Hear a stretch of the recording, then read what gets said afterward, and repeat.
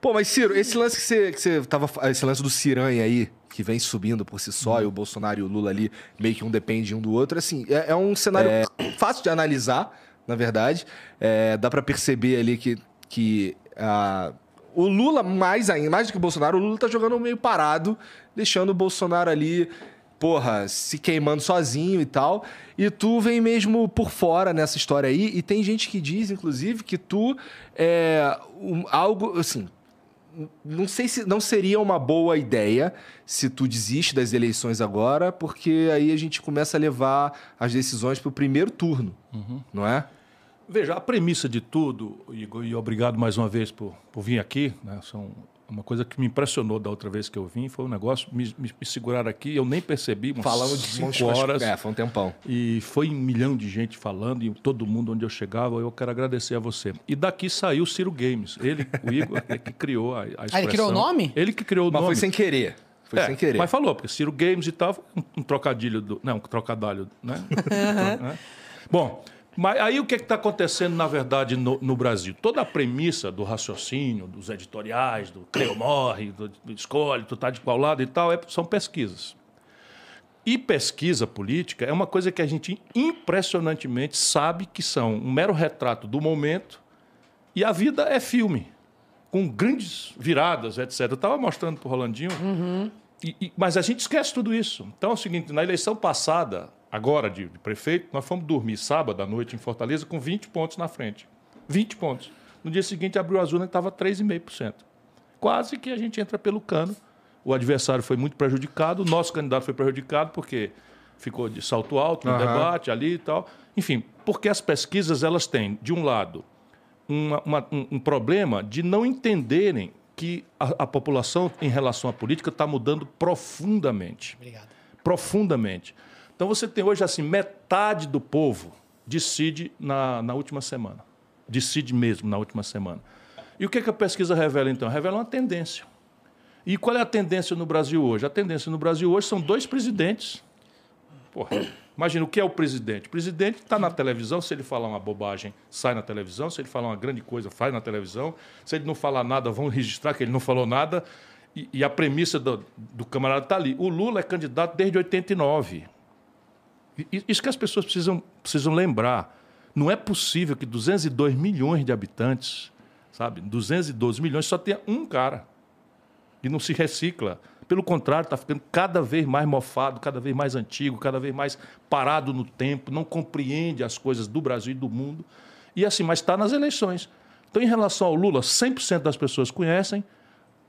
Uma parte adora, ele pode bater na mãe, chamar Jesus de palavrão, sabe, andar pelado na rua, oh, que maravilha. Igual aquele cara do Bolsonaro. O Bolsonaro pode fazer o maior disparate, andar pelado na rua, mito e tal. Mas isso são minorias.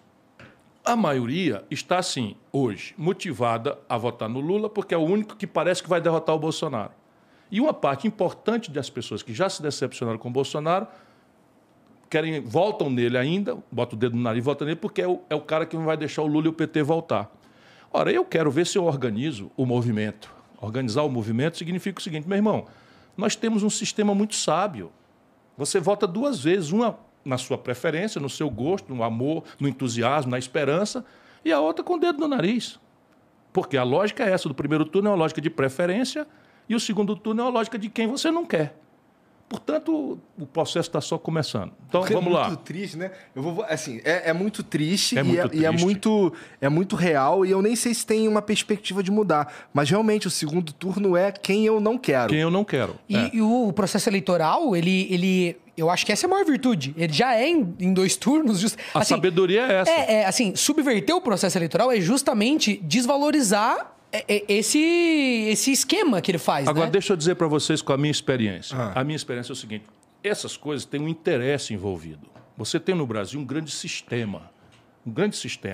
E a gente vai conversar aqui. Vamos entrar aí pela noite, você que manda e tal.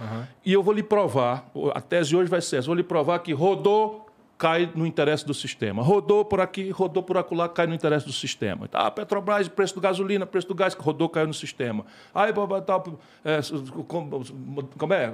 Teto de gasto, cai no sistema. Juro alto, inadimplência, todo mundo quebrado, não sei o que e tal, cai no sistema. E o sistema político rendeu-se, se vendeu a isso. Os dois lados. Porque, repare, vamos fazer uma pergunta para a inteligência do espectador do Flow. Existiria o Bolsonaro se não fosse a crise econômica e a crise moral que o Lula e o PT produziram no Brasil? É uma pergunta simples, para a nossa inteligência. Eu acho que não. E se existisse, não sobreviveria por muito tempo. Eu acho que o próprio Lula perderia para Bolsonaro em 2018. Mas nenhuma dúvida resta disso. Eles inventam. Quem ressuscitou o Lula, porque o nosso povo é generoso, quem ressuscitou o Lula politicamente foi o Sérgio Moro, com as arbitrariedades que cometeu. Sim. Mas nas antecedências daquilo, você tem toda a razão.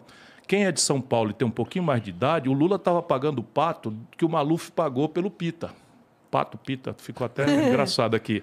O que era? A Dilma, que tinha sido um dedaço do Lula, ninguém sabia quem era, e o Lula foi lá, impôs a Dilma num conchavo com o Michel Temer, que está repetindo agora, pega um cara do outro lado, como está fazendo com o Alckmin, e aí bota a Dilma. Desastrou o país, sob o ponto de vista econômico, e depois a crise política que derivou do impeachment. Resultado prático, quem ficou responsável, claro que era o responsável por aquilo, era o Lula. Sabe quanto é que ele estava? 16% nas pesquisas.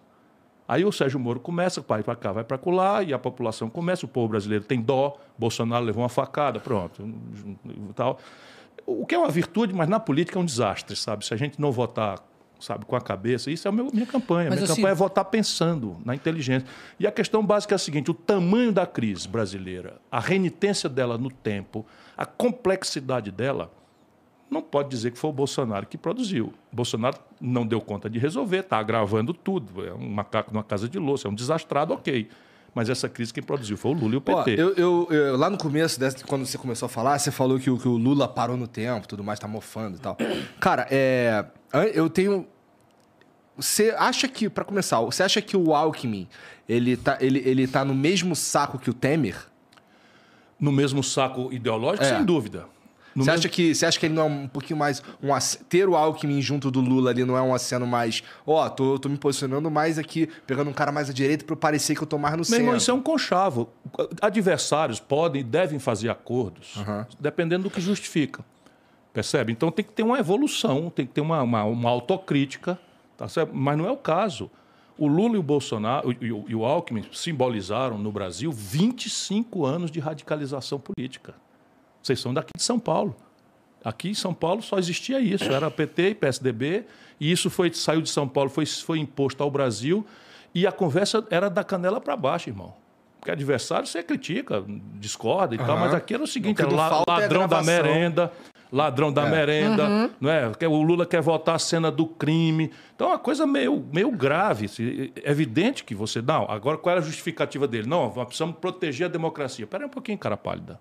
Então eu, que não estou na proteção da democracia, Ciro Gomes, aqui, Ciro Gomes, não estou na proteção da democracia. Essa é a tese mais absurda de todas. Tenha santa paciência. Então, a Simone Tebet não está no campo da democracia.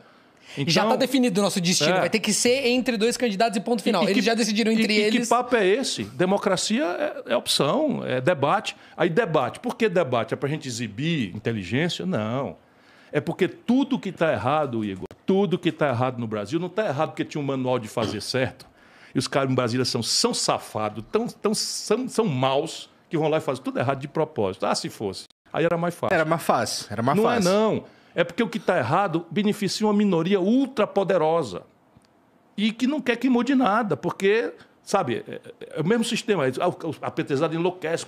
Falsa equivalência. Não, peraí, o Lula e o Bolsonaro são pessoas muito diferentes. Eu não tenho nenhuma dificuldade de reconhecer isso. Mas o que estou falando aqui é do sistema de economia, a economia brasileira. Como é que se organiza o sistema econômico? É rigorosamente o mesmo modelo. Tu acha que tanto faz para essa Estou te dizendo, aí? Câmbio flutuante, superávit primário, meta de inflação, tudo rigorosamente igual desde o Fernando Henrique até aqui. E falando desse serviço, a gente está falando de pesquisa, eu fico pensando muito sobre isso. Eu não sou estatístico, sou interessado, né? E acho que quando a pesquisa é feita assim, uma atrás da outra, ela quase que serve para engessar a própria estatística que ela produz, sabe? Porque eu tenho amigos que, presos nos valores da pesquisa semanal, começam a não querer mais pensar a respeito do voto, sabe? Se decide, fala, não, a pesquisa... Porque sai uma pesquisa por dia, então assim... É como se você fosse, né, Rolandinho, para uma corrida de cavalo. Então você vai para o Jockey Club, aí chega lá no Jockey Club, Se tiver maior de 18 anos, né? Assim, quem é o cavalo da vez aí? Quem é o cavalo bom da vez? Não, quem está aí, pule de vez, é o cara, bota aqui. Pô, peraí, é o destino do país. E o debate, por que o debate é crítico? Porque a gente só vai conseguir mudar as coisas se o povo entrar na jogada. Com certeza. Só vai mudar. Acredite, porque eleição, nós celebramos a eleição com o povo. Então, todos os deputados são eleitos pelo povo. Todos os senadores eleitos pelo povo. Todos os prefeitos, vereador, governador, todo mundo.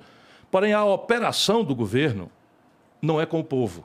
Por quê? Porque o povo volta para casa, esperando pelo que não ficou de vir, já não acredita muito em promessa de político, e tem toda a razão de não acreditar, porque a mentirada, não é? A corrupção, a ladroeira, o privilégio são a regra. Inclusive, não é puxando teu saco, não. Você Você está longe de precisar disso. Então, você não vai ver eu puxando Se saco alguém precisar político. puxar saco aqui, sou eu. Então, mas ó... O candidato precisa, né? A primeira promessa que um político me fez e cumpriu foi do Ciro de voltar aqui. Ah, de voltar? Mas é claro. Nossa, mas então tá muito ruim a coisa. Pois mesmo, olha, né? Porque... eu me gabo de não Nossa. ter uma promessa que eu tenha formalizado na minha longa vida pública que eu não tenha cumprido. Por quê? Porque eu modero a promessa. Eu modero a promessa. E eu quero sempre estabelecer com as pessoas uma meta, um objetivo, de que vou tentar, de quanto custa, de quais são os riscos. Sabe que isso é verdade, né? Isso vai Você tava ficando falando... quase chato. Vai ficando quase chato. Então, eu estou fazendo isso porque, de novo, é só para arrematar o raciocínio. Ou a gente ajuda o povo a entender, que eu falei 3 coisas aqui, que provavelmente a média da audiência, e não é culpa de ninguém. Não é culpa de ninguém, senão dos grandes mediadores, da grande